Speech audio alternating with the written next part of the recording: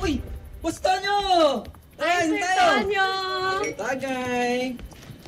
Hi, Sir Tonyo! Uy, Apple, Peach. Kamusta? Ito, maganda pa rin. Kumusta ang bebe Tonyo ko? Bebe mo lang, Peach. Hindi ba pwedeng bebe Tonyo natin dalawa?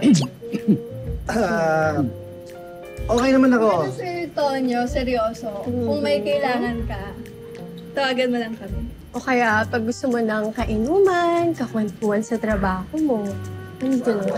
Kapag kailangan mo din ng maglalaban ng brief mo, Uy, uy, uy, uy, uy, uy, uy! Ano mga kinukulit si Gustonyo?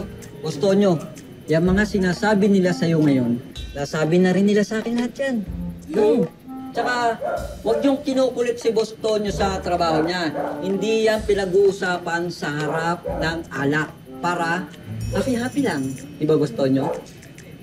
sige, ano? Kaya uminom na tayo. Tagay, tagay! Kinukulit! Mag-relax ka. Sige, sumili lang ha. Baka kailangan mo ng masahe.